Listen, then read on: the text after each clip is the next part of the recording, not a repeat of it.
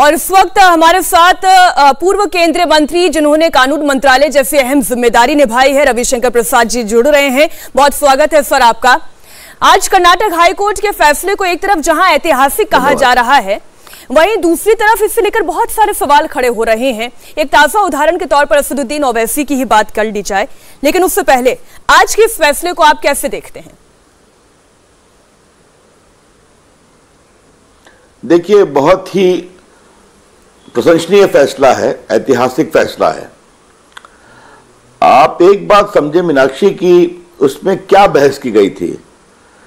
ये कहा गया कि हिजाब पहना हमारा फ्रीडम ऑफ एक्सप्रेशन है, ये हमारा मौलिक अधिकार है, और इसीलिए कोर्ट ने पहला सवाल यह किया कि अगर आप मौलिक अधिकार की धारा 19 के अंतर्गत ये अधिकार की मांग करते हैं तो उसी मौलिक अधिकार की धारा 19(2) में इस बात का प्रावधान है कि उस अधिकार के ऊपर रीजनेबल रेस्ट्रिक्शन लगाए जा सकते हैं। और कोर्ट ने कहा कि अगर आप किसी स्कूल और कॉलेज में पढ़ते हैं और उस स्कूल कॉलेज का कोई ड्रेस कोड है तो वो आपके उस अधिकार का रीजनेबल रेस्ट्रिक्शन है जिसको आपको स्वीकार करना चाहिए। ये एक पहली बात है। दूसरी बात कोर्ट ने के सामने बहस की गई थी कि हिजाब पहनना हमारी आस्था रिलीजन का एक अनिवार्य अंग है, इसेंशियल प्रैक्टिस है। तो कोर्ट ने पूरे निर्णयों के आलोक में इस बात का विचार किया कि ये आपकी आस्था का हिजाब पहनना कोई अनिवार्य अंग नहीं है, जैसे नमाज पढ़ना है या रोज़ा रखना है इत्यादि इत्यादि है। तो कोर्ट ने उसको भी स्वीकारा, नहीं स्वीकारा। लेकिन मैं आपके सामने आपके अनुभव के कारण एक बड़ी बात के संदर्भ में इसको रखना चाहता हूं। यह निर्णय देश की बेटियों के सशक्तिकरण का एक बहुत बड़ा निर्णय है। मैं आपसे एक सवाल पूछता हूं, जो मैंने पहले भी कहा आज, कि आज प्रधानमंत्री नरेंद्र मोदी के प्रोत्साहन अगुवाई में भारत की बेटियां सेना के अफसर बन रही हैं। प्रधानमंत्री जी ने उनको एयरफोर्स के फाइटर प्लेन उड़ाने की अनुमति दे दी है। देखा होगा आपने 26 जनवरी को एक बनारस की बेटी सैल्यूट कर रही थी राष्ट्रपति जी को, जो राफेल जेट उड़ाती है। तो क्या हमें खुशी होगी कि हमारे अल्पसंख्यक समाज की बेटियां भी वो उड़ाएं, सेना में अफसर बने? तो क्या आप कहेंगे कि हम सेना के अफसर की वर्दी नहीं पहनेंगे या एयरफोर्स के पायलट के रूप में हम हिजाब पहन के प्लेन उड़ाएंगे? आज वो IPS बन रही हैं। आपने देखा होगा 26 जनवरी को BSF की बेटियां बुलेट पर कितना बढ़िया कर्तव्य कर रही थी। हमें खुशी होगी कि हमारी बहुत सारी अल्पसंख्यक समाज की बेटियां भी वहां पर करें कर्तव्य। तो आप कहेंगे उसका हम ड्रेस का पालन नहीं करेंगे? आप अगर साइंटिस्ट बनते हैं, आप लेबोरेटरी में जाते हैं, तो आपको उस लेबोरेटरी का एक ड्रेस कोड पहनना पड़ता है, गाउन्स होता है, बाकी है। आप कहेंगे वो हम नहीं पहने। तो यही तो है मौलिक सवाल। इसलिए हमेशा इसको एक बड़े परिप्रेक्ष्य में देखने की जरूरत है, और निर्णय सही है ऐसा मैं मानता हूं। रविशंकर जी, आपकी कही हुई हर एक बात से मैं पूरी तरह से सहमत हूं, इत्तेफाक रखती हूं। लेकिन मैंने जैसा कि शुरुआत में ही आपसे कहा कि ऐसे बहुत सारे उदाहरण हैं और ऐसे बहुत सारे बयान हैं जिस पर भी मैं आपकी राय जानना चाहती हूं। अब जैसे मसलन असदुद्दीन ओवैसी की बात कही जाए, उन्होंने कहा कि कर्नाटक हाईकोर्ट का ये फैसला इसलिए सही नहीं है क्योंकि संविधान की प्रस्तावना में जो विचारों की आजादी और न्याय में समानता की बात है, कर्नाटक हाईकोर्ट का ये फैसला उसे सस्पेंड करता है।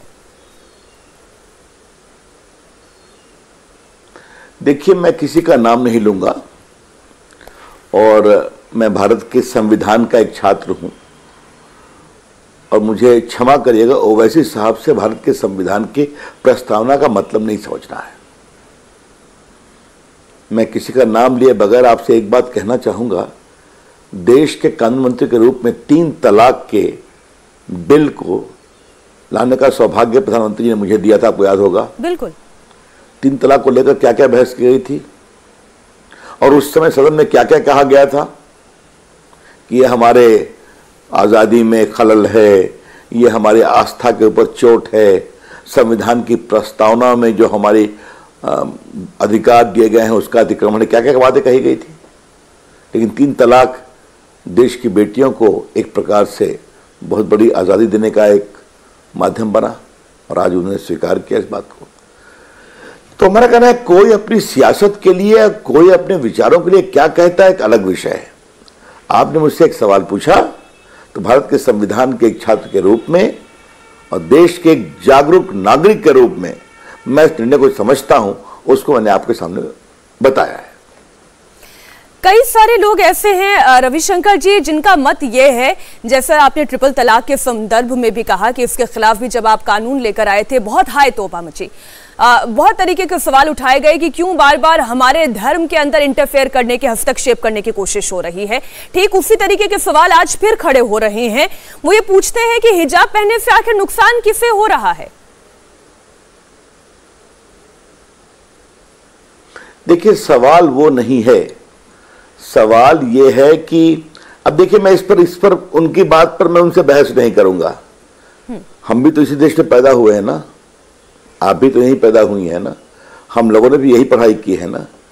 पहले हिजाब पर क्या लोग कितना इंसिस्ट करते थे।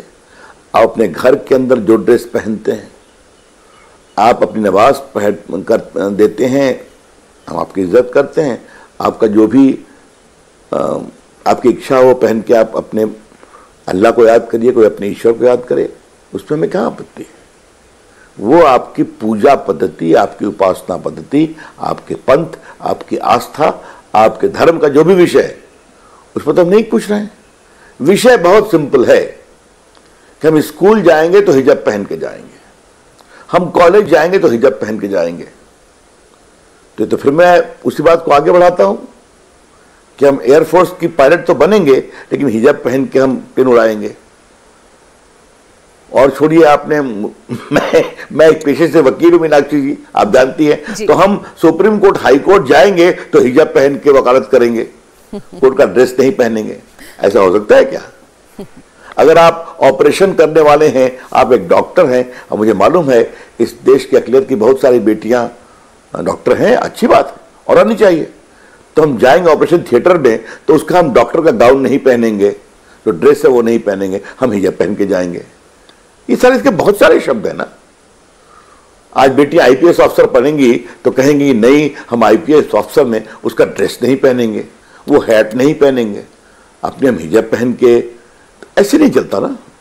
तो फिर मैं आता हूं, ये सवाल है जो बात मैंने आपसे 3 तलाक के समय अपनी बहस में कही थी कि सवाल न इबादत का है, न सियासत का है, न पूजा का है, न प्रार्थना का है। ये सवाल है नारी न्याय, नारी गरिमा, नारी सम्मान का। उसी तर्क को यहां रखा जाए तो ये सवाल है बेटियों के अधिकार का, बेटियों के सम्मान का और स्कूल के डिसिप्लिन का और नियमों के पालन का। ये तो कोर्ट ने कहा है, तो इसमें क्या परेशानी है भाई? परेशानी तब खड़ी हो जाती है रविशंकर जी जब तुलना होने लगती है। की बट्टियां मैं कही थी रविशंकर जी, तुलना करने लग जाते हैं कि जब सिख बच्चों को आजादी है कि वो टर्बन पहन के जा सकते हैं, तो आजादी लड़कियों को क्यों नहीं दी जानी चाहिए? अगर वो अपनी इच्छा से बुर्का पहन के जाना चाहती हैं या हिजाब पहन के जाना चाहती है, नकाब लगाकर जाना चाहती है, तो उनकी आजादी का हनन क्यों हो रहा है? राइट टू चॉइस की बात आ जाती है। देखिए, फिर मैं एक बात आपसे कहना चाहता हूं। ये जो बार बार सिखों की बात कही जा रही है, तो वहां केश, कंघा, पगड़ी, ये सब सिख पंथ के अनिवार्य अंग हैं, आपको पता है ना? जी जी, मेरे ख्याल में आपको जानती होंगी, मैं हर आस्था का सम्मान करता हूं। कोई सिख अपने में कैची नहीं लगाता, पता है ना आपको? कभी नहीं लगती उनके कैची, जब से पैदा होते हैं। तो उनके इबादत का वो अंग है। और इस पर यहां नहीं, पूरी दुनिया में बहस चली है कि ठीक है, आप इंग्लैंड में रहेंगे तो अगर आप सिख ऑफिसर हैं पुलिस के, तो आपको हैट की जगह आपको पगड़ी पहनने की अनुमति है, क्योंकि पगड़ी आपके व्यक्तित्व का एक अनिवार्य अंग है। ये तो मैं कह रहा हूं। हाँ, यहां पर वो तुलना करना मेरे ख्याल में उचित नहीं होगा। इसलिए सवाल ये नहीं है कि आपको कोई हिजाब पहनने से रोक रहा है, सवाल ये नहीं है कि कोई आपको चॉइस का एक्सरसाइज करने से रोक रहा है। सवाल है, आपका चॉइस है कि आप स्कूल में पढ़ना चाहते हैं, आप आइए, आपका स्वागत है, इस स्कूल के ड्रेस कोड को आपको पालन करना पड़ेगा। अगर किसी मदरसे में वहाँ का ड्रेस कोड बेटियों के लिए ये हिजाब का है तो जाइए आप, हम कहाँ रोक रहे हैं, यही तो सवाल है। लेकिन फिर मैं आऊंगा उसी मौलिक सवाल पर, हम सेना के अफसर बनेंगे लेकिन सेना के अफसर के ड्रेस नहीं पहनेंगे, हिजाब पहनेंगे। हम एयरफोर्स के पायलट बनेंगे, एयरफोर्स के फाइटर प्लेन का ड्रेस नहीं पहनेंगे, हम हिजाब पहन के कॉकपिट में बैठेंगे। हम डॉक्टर बनेंगे लेकिन ऑपरेशन थिएटर में हम डॉक्टर के जो प्रिस्क्राइब ड्रेस मानक है वो नहीं करेंगे। हम साइंटिस्ट बनेंगे लेकिन लेबोरेटरी में काम करने के लिए जो लेबोरेटरी का स्टैंडर्ड ऑपरेटिंग प्रोसीजर है वो नहीं पहनेंगे, हिजाब पहन के जाएंगे। ये सवाल है। बिल्कुल ठीक आप कह रहे हैं रविशंकर जी, इसीलिए लेकिन इसी के उलट ये लोग कहते हैं कि हम तो हिजाब हमारी। बोलिए बोलिए। नहीं, मैं क्षमा करिएगा, मैं सिर्फ अब मैं सबका तो जवाब देना तो मेरे को जरूरी नहीं है। नहीं, लेकिन सर मैं बड़ी हैरान होती हूँ कि इतने क्रिस्टल क्लियर तरीके से हाईकोर्ट अपना फैसला सुनाता है, आपके जैसे प्रबुद्ध जन इतने क्लियर तरीके से पक्ष रखते हैं, उसके बावजूद एक भ्रांति समाज में फैली रहती है, एक सोच है और ये फंडामेंटलिस्ट सोच है। ये फंडामेंटलिस्ट सोच क्यों हावी है और क्या एक तरीके की साजिश है, कोई रणनीति है लगातार इसे प्रश्रय देने की, इसे हवा देने की? आपको लगता है ऐसा? देखिए, आपके इस प्रश्न का जवाब मैं एक अनुभव से देना चाहूंगा। 3 तलाक में सुप्रीम कोर्ट का जो फैसला आया था तो वहां पर चाहे वो all India Muslim personal law board हो या कोई हो, इन लोगों ने कोर्ट को आश्वस्त किया था कि आप कृपया करके ऐसा फैसला 3 तलाक को रोकने का मत दीजिए। हम स्वयं मुस्लिम समाज की बेटियों बेटों को समझाएंगे 3 तलाक न करें। उन्होंने एक करारनामा की बात की थी, उन्होंने कोई ऐसा प्रयास नहीं किया। हेलो, आप सुन रही मुझे? जी जी बिल्कुल। हेलो जी, लाइन कट गई, शायद फोन कट गया है। मैं दोबारा कोशिश करती हूँ कि संपर्क हमारा जुड़ जाए रविशंकर प्रसाद जी से। और वो ये कह रहे हैं, चर्चा चल रही है कि क्या धार्मिक स्वतंत्रता का हनन किया जा रहा है। बहुत अच्छी तरीके से समझाया गया, यहाँ पे धर्म की बात तो है ही नहीं, शिक्षा की बात है। और कर्नाटक हाईकोर्ट ने साफ अपने जजमेंट में कहा कि हिजाब इस्लाम धर्म की एसेंशियल प्रैक्टिस है ही नहीं, ये अनिवार्य हिस्सा है ही नहीं। और इसलिए आज कर्नाटक हाईकोर्ट के इस फैसले का स्वागत किया जाना चाहिए। लेकिन इसके बावजूद ऐसे कई सारी राय, ऐसे कई सारे मत आ रहे हैं जिसमें ना सिर्फ इसकी भर्त्सना की जा रही है, कहा जा रहा है इसे सुप्रीम कोर्ट में चैलेंज किया जाना चाहिए। सुप्रीम कोर्ट में चैलेंज भी किया जाएगा। रविशंकर जी, दोबारा कनेक्शन आपसे जुड़ गया है, आप अपनी बात पूरी करें। मैं आपसे बता रहा था, तो 3 तलाक को रोकने के लिए मुस्लिम पर्सनल लॉ बोर्ड ने कोई प्रयास नहीं किया। जब इसका हम लोगों ने प्रयास शुरू किया तो इन्होंने बाकायदे बड़े बड़े जुलूस निकाले विरोध के। तो ये उनकी सियासत है, छोड़ दीजिए आप। इसलिए मैं इस पर कोई कमेंट नहीं करना है, लेकिन मुझे पूरा विश्वास है कि इस देश की अल्पसंख्यक समाज की बेटियां भी बड़े अवसर चाहती हैं और उनको मालूम है कि निर्णय उनके हक में है। और मुझे बहुत खुशी होगी हमारे अल्पसंख्यक समाज की बेटियों को और नए नए अवसर मिले। और आप देखिए, हमारे पूरे जो बहुत सारे गल्फ कंट्रीज हैं वहाँ भी क्या बदलाव आ रहा है, आप देखिए वहाँ पर। इसलिए भारत चलेगा संविधान से, भारत चलेगा कानून से, और उस कानून की बहुत ही अच्छी व्याख्या अधिकारों के साथ कर्नाटक हाईकोर्ट ने की है, ऐसा मेरा पूरा विश्वास है। और ये फैसला उचित है, ये फैसला वैधानिक है और ये फैसला बेटियों के पक्ष में भी है। मैं फिर से किसी सियासी बयान पर नहीं जाना चाहती, लेकिन जब मसला राइट टू चॉइस का आ जाता है, रविशंकर जी बार बार काउंटर यही करके कह के दिया जाता है। मैं इतनी सारी डिबेट इस पर कर रही हूँ, हर रोज समझाते समझाते कई बार मुझे खुद तनाव होने लगता है कि कोई बात अगर स्पष्ट लिखी हुई है तो उसे स्पष्ट पढ़ी क्यों नहीं जा रही है। राइट टू चॉइस की बात कहाँ आ जाती है? ये राइट टू चॉइस का तमगा लेकर कि आप लड़कियों को उनका अधिकार से वंचित कैसे कर सकते हैं? अगर वो हिजाब पहनना चाहती हिजाब पहने, अगर वो साड़ी पहनना चाहती आती है साड़ी पहने, ये राइट टू चॉइस के जरिए अपने आप को डिफेंड करने की कोशिश क्यों होती है? नहीं तो फिर तो मैं वही कह रहा हूं, राइट टू चॉइस जो है ये आपका right to choice subject to reasonable restriction भी तो है ना। यही तो मैं आपसे कह रहा हूं, आपको वकालत करनी है तो आपको वकील का ड्रेस पहनना पड़ेगा, आपको डॉक्टरी करनी है तो डॉक्टर का ड्रेस पहनना पड़ेगा, आप साइंटिस्ट बनना चाहते हैं तो लेबोरेटरी में आपको साइंटिस्ट का ड्रेस पहनना पड़ेगा, आप एयरफोर्स की पायलट बनना चाहते हैं तो आपको पायलट का ड्रेस पहनना पड़ेगा, आप आईपीएस ऑफिसर बनना चाहते हैं तो आपको आईपीएस ऑफिसर का वो ड्रेस पहनना पड़ेगा।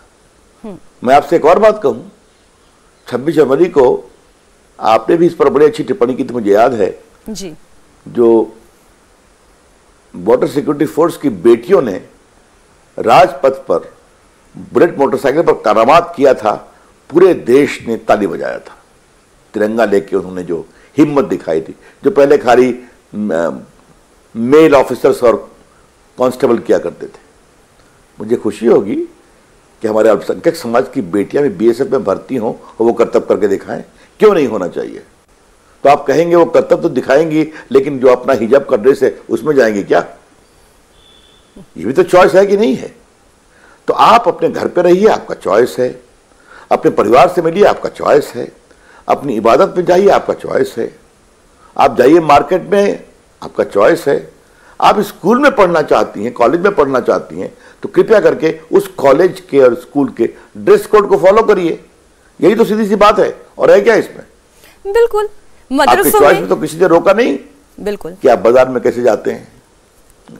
बिल्कुल रविशंकर जी, इसलिए कई बार चर्चाओं में मैंने ये कहा कि मदरसों में जाने की अगर एक यूनिफॉर्म है, अगर आप उस यूनिफॉर्म को बदल कर कुछ और पहनना चाहेंगे तो मदरसे में भी एंट्री नहीं मिलेगी, तो फिर स्कूल के यूनिफॉर्म में इतनी आपत्ति क्यों? बहुत अच्छा लगा रविशंकर जी आपसे बात करके, आप हर मुद्दे पर बड़ी बेबाकी से और बड़ी स्पष्टता से अपनी बात रखते हैं। बहुत बहुत धन्यवाद।